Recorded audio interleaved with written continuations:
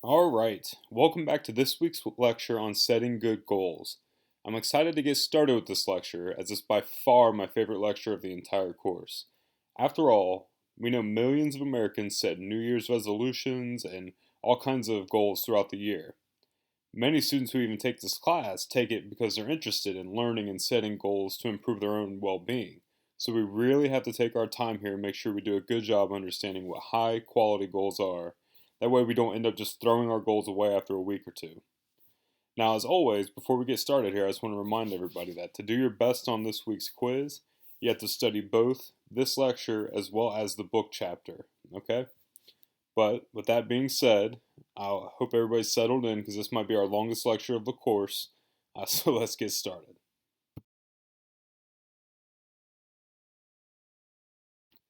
All right, so as I mentioned before, and as you can probably tell by the tracker in your video player, today's lecture is a bit longer than most. But that's so we can spend a good amount of time studying what high quality goals are. One of the things we're going to do during the lecture is focus on your goals that you want to set for the remainder of the class. The goals you submit is something that Sean and I hand grade and we give everybody personalized feedback on. And now usually it's one of the more difficult assignments for students to score points. It's usually one of the ones that takes a few tries to get right. So I recommend taking your time going through this lecture, applying what we talk about to the goals you have in mind. That way, when you submit your assignment, you'll be sure to earn as many points as possible the first time around. Now, keep in mind, the main thing we are focused on is improving wellness. It isn't just a short-term thing. We're interested in changing habits and lifestyles so individuals can live happier, longer lives. In order to do that, you have to be willing to take a long, hard look at who you are and what you're currently doing before you can successfully make changes. If you cannot accept where you currently are, you're more likely to set unrealistic goals. For instance, people who might try crash dieting that won't necessarily lead to lasting change. So tell yourself that you're okay with who you are today, love yourself, and just take one step towards wellness, knowing that over time, all of those steps are going to add up and lead to very significant improvements.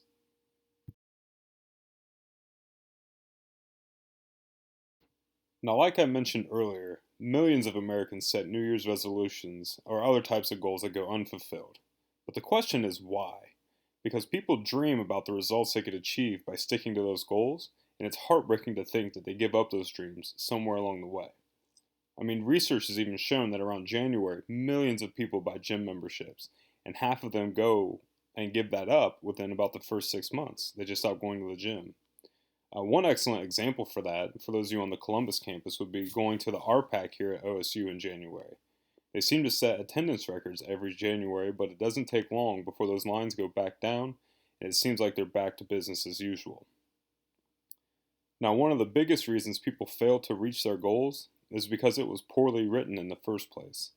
Poorly set goals lead to poor outcomes. And the problem is, when we have trouble with our goals, we seem to think that it's something to do with our ability, like we don't have the ability to achieve our goal, versus simply changing the way that we've set that goal to change our behavior. For instance, telling myself to lose 10 pounds by spring break might not be a good goal, but I can tell myself that maybe I can only have one piece of junk food per day, or I need to walk the dog for at least 30 minutes per day. And that's something I can control. And I'll likely end up losing weight, maybe not 10 pounds, but I'll create habits that I can sustain over time. The more time, thought, and effort you put into your goals in the beginning, the more likely that you will be able to stick with it and change your lifestyle.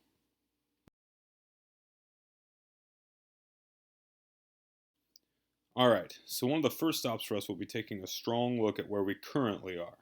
People can do this by taking assessments, which we already have, and then going over the results. So now if you look at your assessment results and how you fared, was it what you expected? Were you drawn to some of the areas that you had your highest scores in? Would you consider those strengths? What areas surprised you? Think about which areas you'd like to set a goal in, and remember, you don't have to focus on your lowest scores. You can set goals around some of your higher scores or your strengths. But one of the things we want to stress in the course is that we aren't necessarily setting goals for immediate gratification. There'll be short term rewards for some of the goals you might set, but we want to pursue them because they're important to us in the long run, not because we get some reward in the short run. Often, when we make these changes, it'll actually cost us some kind of immediate gratification, like giving up junk food, in order to pursue it. And we have to be willing to forego that gratification to invest in our lifestyle change.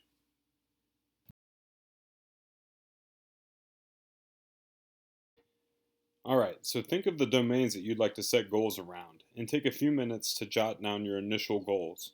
Feel free to pause the lecture here before you continue, but once we move on, we'll talk about what makes a strong goal and you can focus on making edits to those drafts.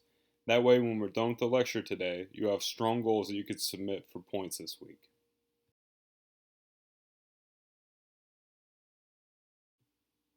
Let's start by taking a look at what it takes to set an effective goal and some of the tests we use to grade or evaluate whether or not we've set a good goal.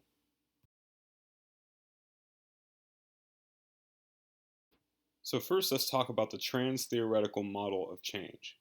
This is a research model that explains how different people move through developing a goal and making it a habit. The first stage of the model is pre-contemplation, a point in time where many people aren't even considering change. People in this stage benefit from psychoeducation and learning more about certain behaviors that might need to change in the future. The next is the contemplation stage, where someone has thought about making a change but hasn't given it serious attention or put that much effort into committing change. Individuals in this stage benefit from brainstorming all of the different ways change might occur and seeing which types of those changes would work best for them. The third is the preparation stage. This is where individuals start making plans or setting good goals that they can implement to reach their desired outcomes. Individuals in this stage may benefit from receiving some initial feedback or making sure they've set strong goals by testing them. Then next is the action stage.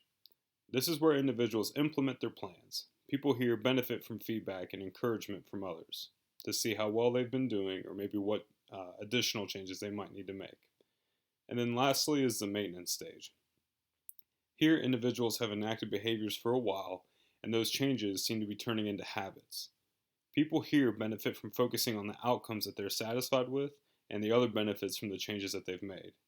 You can be at different levels for different types of goals. For instance, I might be in the action stage of a certain exercise program, but I might only be in the contemplation stage for a creativity goal I've set for myself. I would guess that most of you are in stages 2 or 3 of your goal setting process. Take a moment and look at your goals and think about what step you're in for changing that specific behavior.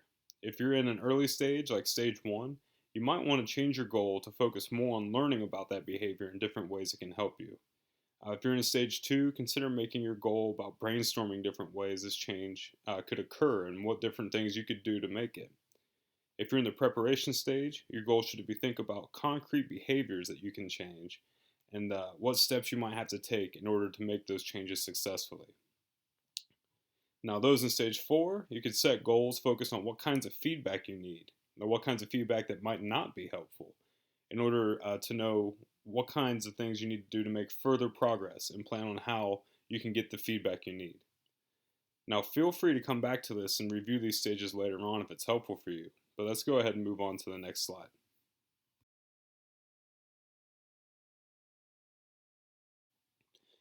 So here are 2 key components to consider when writing your goals: your self-efficacy expectations and your outcome expectations.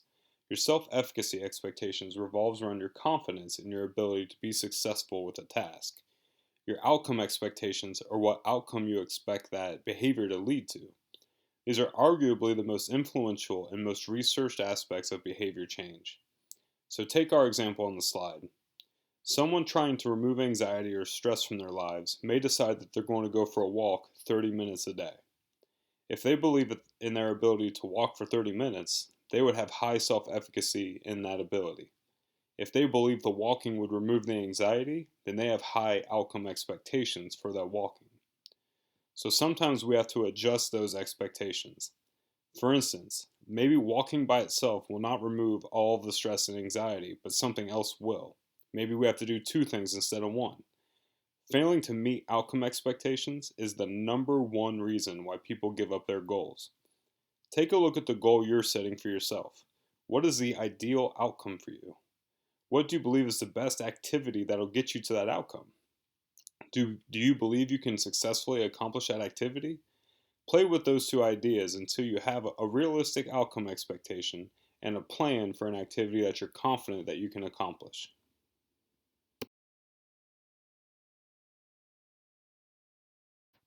So let's take a minute to also think about why you're setting this goal. Are you setting the goal to improve the way you feel or to improve your understanding about something? Or are you trying to show others some kind of skill set or how good you are at a task? Having a mastery orientation means you engage in a task only because you enjoy it or you learn something from it. Can you think of a hobby or something you do that you spend a lot of time on, even though you don't get anything out of it? We would say that you approach that hobby with a mastery orientation. Individuals with a performance orientation approach a task to show that they have a high ability.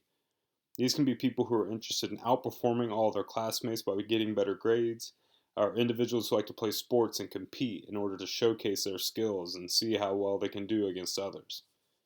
Both have a tendency to either approach positive outcomes or to avoid negative outcomes.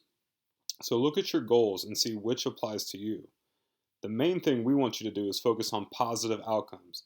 Do not use any type of avoidance language in your goals, as that implies a lack of confidence in what you're doing.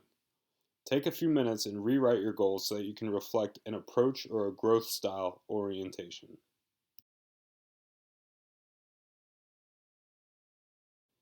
Here's another way to think about your goal.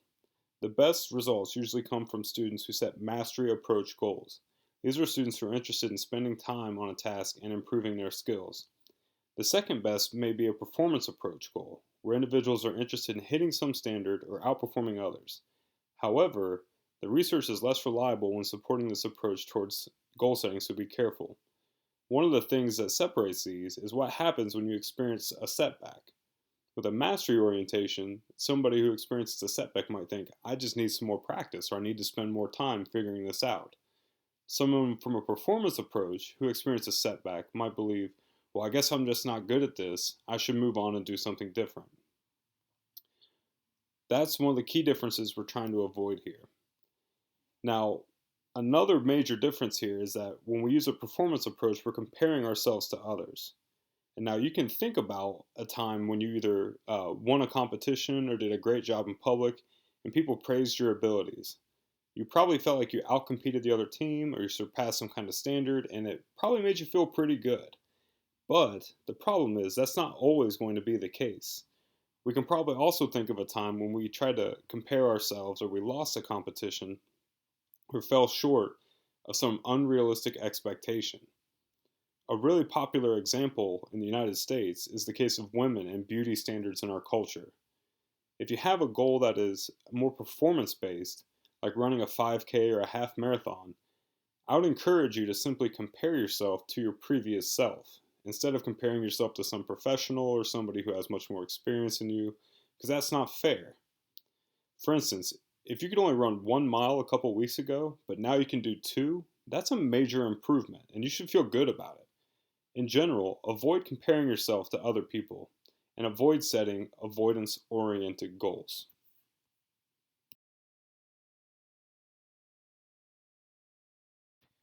Now, here's another way you can look at your goal.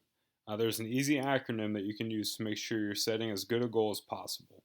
So remember that all goals need to be SMART, or specific, measurable, attainable, relevant, and timely.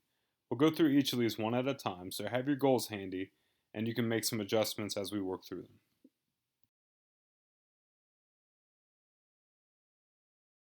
The first is specific. I think your book might call it simple, but for the sake of the lecture, we're going to refer to it as being specific. So think about how your goal is written. If a complete stranger picked up your goal and read it, like we're going to do when we grade your goals, will they be able to know exactly what's going to happen?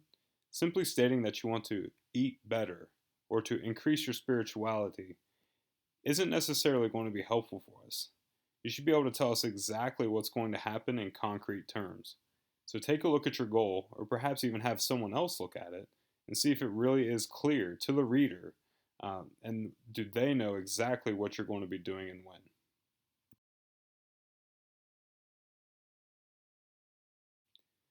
The next step is making sure your goal is measurable. A good question to ask is, how will we know when this goal is met? A really easy example would be, I want to lose 5 pounds. We would know that you met your goal after you had lost 5 pounds. We could measure it.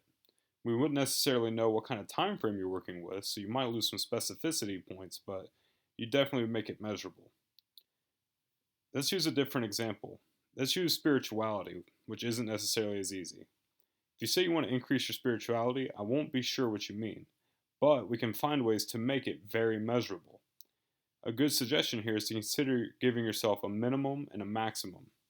You might not know exactly how often you're going to engage in a certain behavior, but you could tell yourself that you're going to do something at least this often, or maybe I won't do certain things any more often than this.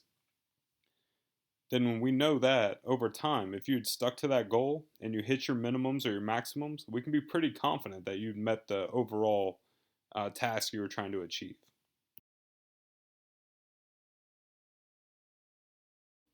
The next step is being attainable. This ties back into knowing where you are right now. For the sake of this course, we're most interested in knowing what you want to achieve by the end of the semester. For instance, losing 100 pounds in 15 weeks isn't safe or healthy, and that means we would say it's not attainable. Think about what realistic steps would look like for you and consider those for your goal.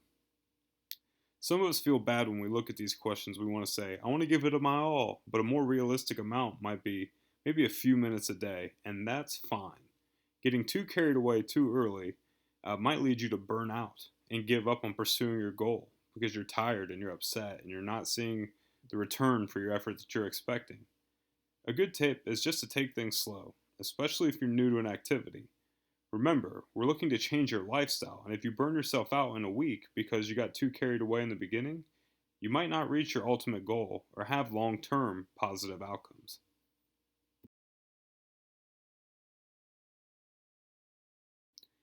Nearing the end of our list is relevance. This ties in with some of the topics we already talked about earlier. So you need to ask yourself, is this goal something you're pursuing because you want it? Setting a goal because you think it'll get you something, especially if it's something from someone else, isn't necessarily a good idea. We should focus on what we think is best for ourselves and live our lives by that rule. What are you intrinsically motivated to do? What is your standard or goal for yourself? Don't let others negatively take over your goal and make it something you aren't as interested in. Sometimes we feel like we need to make changes to certain behaviors because we will let people down or will disappoint them if we don't. Instead, focus on why you're making that change for yourself. It might be great if others are happy with it, but if not, what's most important is that you're living a life that's true to yourself and matches your wants and interests.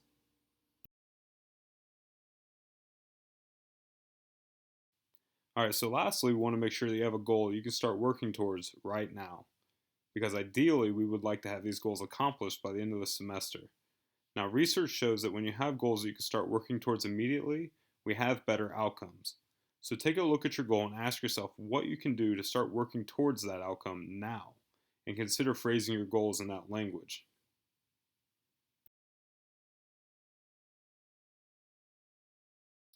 So I think now is a good time to talk about objectives, because one of the things you're going to have to do for your goal setting assignment is to give us 3 objectives for each goal. Objectives are just smaller goals that help you work towards the larger goal. For instance, if you have a goal that's going to take you 15 weeks, what are some of the things you could do each day? Or maybe something you'll do each week that's going to get you to that overall goal? Because those would be your objectives. So I like to think of them as steps or stairs. They're going to help you move along.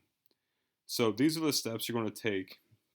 And when you write them down, consider them for each of the goals you've written. Use that same kind of SMART, specific, measurable, attainable, relative, and timely uh, language that we talked about for those objectives as well. Use the same methods there. Minimums and maximums also work very well with your objectives.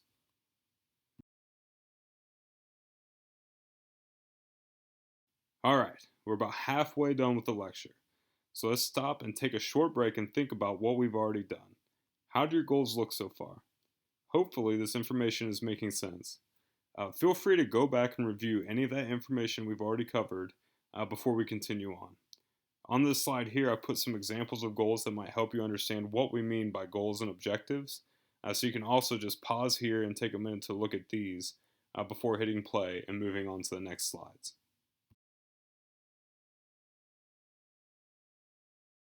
All right, now here we are finally with our 8 tests for an effective goal.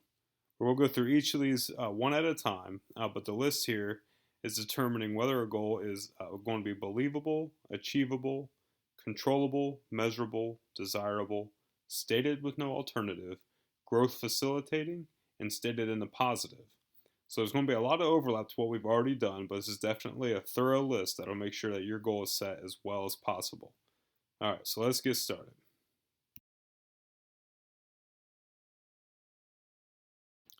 All right, so the first is being believable. Essentially, we're asking if you can see yourself doing this. So break a big goal into smaller steps, like what you can do today, something you can do this week, that leads you to this bigger overall goal. But tie this back into the concept of self-efficacy. When we're talking about something that's believable, you have to be able to see yourself doing it. And if it's a difficult task, you might need some experience with some more simple steps in order to feel confident in your ability to tackle something more complicated. So instead of taking a hit to your self efficacy, maybe break this into pieces that you're more confident you can handle. And when you have some momentum, you can go and take on some of those bigger chunks. One of the things you really want to be careful with here is setting a conditional goal. And we'll talk more about this later, but it's really similar to those performance goals. So it's usually expecting some kind of evaluation. And it means something external is motivating you, which isn't helpful. And so those are very conditional. A conditional goal is I'll be happy when, for instance, I'll be happy when I get all A's, or I'll be happy when this or that, which is kind of a high pressure, anxious situation. And that's why sometimes we feel really tired or stressed out when we pursue some of these goals. So really focus on some of the positive versus negative self talk. Picture yourself doing these things, tell yourself you can do it, and then have fun while you chase that goal down. The next is achievable. Does your goal match your developmental level? Are there skills or resources that you need in order to accomplish this? And if you identify which of those skills or resources you need, do you have those? So many of us have these barriers in our lives that we have to consider. And we usually have these unique privileges that we can take advantage of. For instance, as a student at OSU, you have tons of resources on campus that somebody who's not a student here wouldn't have. And that's a privilege that you have. And so there might be other things just based on the family that you come from, the place that you live, all these little unique aspects of your situation. So, what skills do you have? What things do you need in order to accomplish this goal? You might not realize all the little things that will impact your goal right away, but pay attention to that and you can continuously make changes to it as we move along.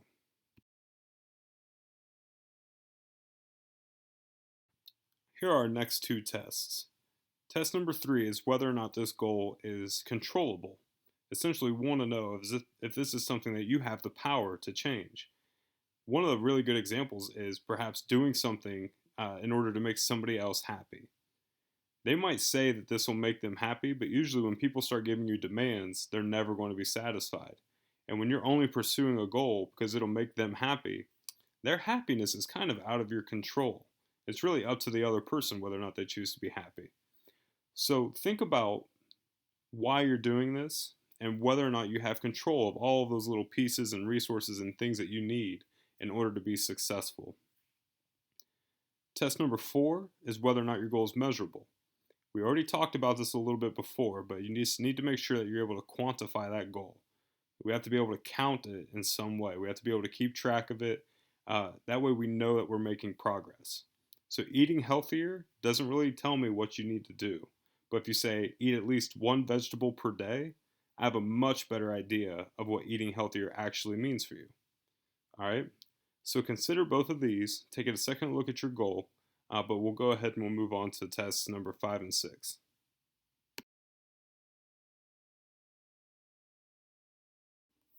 All right, so here are tests number 5 and 6.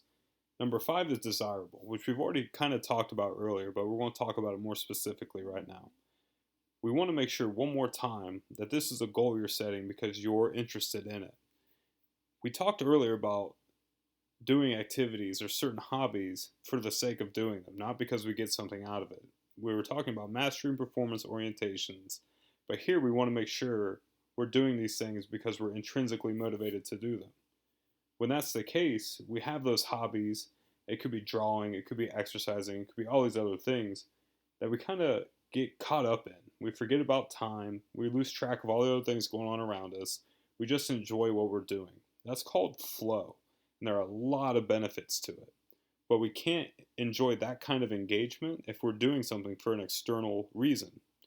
All right, so we want to make sure that your goal is desirable to you. Number 6 is stating your goal with no alternatives. It's a really easy thing to do for people to say, well, I'm going to try to do this, or I want to try to do that, or I'll do my best to do this. Every time we use that kind of language, we're implying that we might not do it. Okay, and so change is already hard enough. If we include that kind of language, as soon as it becomes inconvenient, we'll start to drop that goal. So maybe we can just give ourselves a minimum or a maximum. We talked about this before, but this test here really specifically targets that one simple aspect of goal setting. So it might be really hard for me to completely change my diet, but it might be much easier for me to say I'll eat one vegetable per day. And I could always eat 2 or 3 or more, but I know I'm going to at least eat one. And if I can hit my minimum, then I'm doing a good job. Or on the opposite side, I can set a maximum and say I'm not going to have any more than one soda per day. That means I might have 0, which means I definitely still hit this objective or this goal, but I want to have no more than one. So consider using that type of language when you set your goals. Take a minute, apply it to this, and when you're ready, we'll move on to the next slide.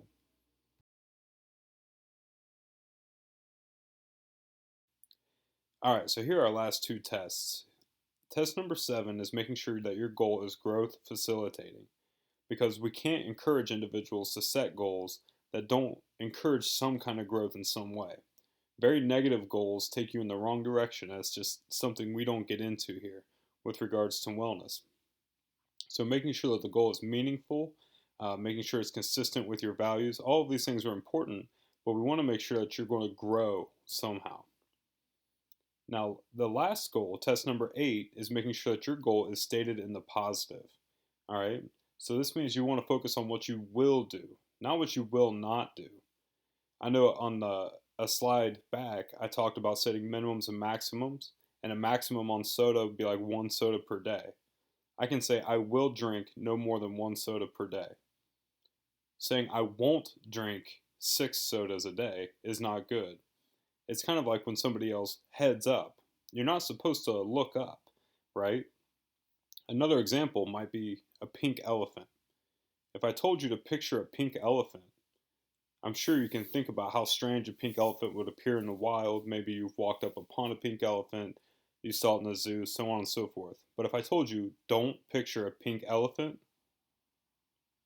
odds are that pink elephant is still in your mind. We have to focus on things we can do, like what would a green giraffe look like? A green giraffe would look kind of strange, right? Like how would it be dark green spots? Maybe it's a dark green giraffe with light green spots. All of these things. But if I tell you to picture a green giraffe, you'll no longer be thinking about the pink elephant. This is really popular with people who quit smoking.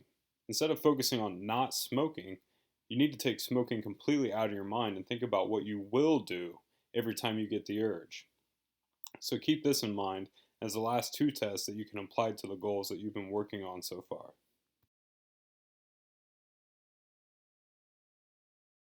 So here's the list of all 8 tests one more time in one place. That way you can look at all of them at once and really ask yourself whether or not your goal would pass all of these tests. We've got a few more slides left, so pause here if you need to. Otherwise, if you're ready, let's go ahead and finish up the last few pieces of this lecture.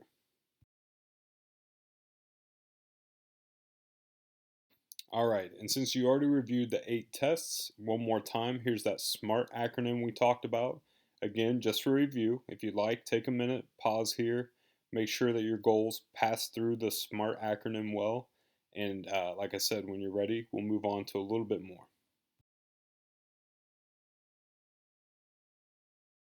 So the last 3 slides I have for you are about how you can sustain your motivation while you're pursuing your goals.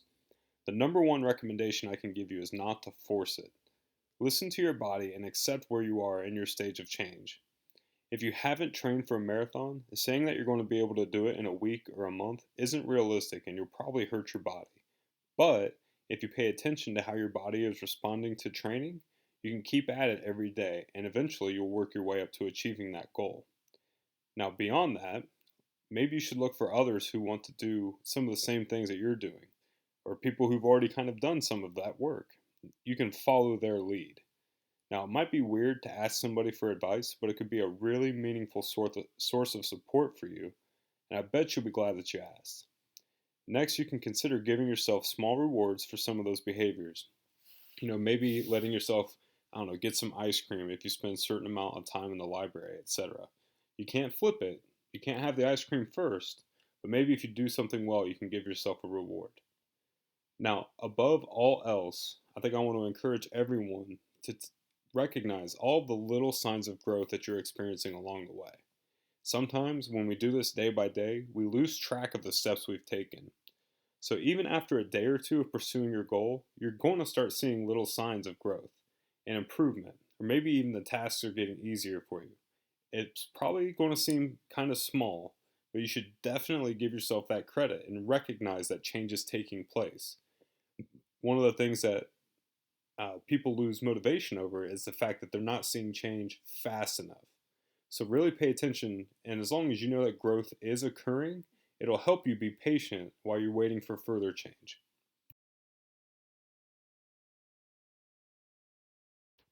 All right, now on this slide, I want to give you a short list of barriers that I recommend avoiding if you can. So, first, you certainly don't want to make your goals conditional under any circumstances. Rule number one that we started with is that you have to accept who you are now in this moment. And when you're able to do that, you'll be able to take the steps that lead to longer, more successful change. Number two, stay away from compensatory beliefs. Like I was talking about with the ice cream in the library. You can't get the ice cream first because you're going to spend a couple hours in the library. You have to do the activities first. It's tricky because we think we can get away with a little bit of cheating on our goals now, as long as we make up for them in the future. But research shows that more often than not, we're ultimately going to end up making no change at all. Now, understanding what barriers can get in your way is going to be really helpful for you when you're planning your goal. But once you've started, recommendation number three is don't over focus on barriers. Things are going to happen, stuff comes up. Keep your mind on what you can do in order to keep moving forward and simply go over, around, or through those barriers instead of sitting and overthinking about it. And lastly, give yourself a lot of positive self reinforcement. It builds off the last slide, but making lifestyle change isn't easy, and if anyone is going to support you, at the very least, you need to support yourself. So keep your positive attitude and watch those changes take place.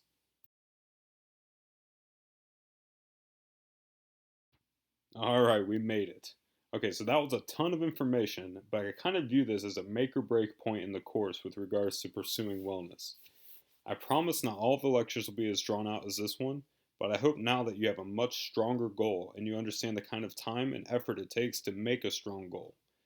Feel free to submit your goals when you're ready, and you'll get your feedback soon.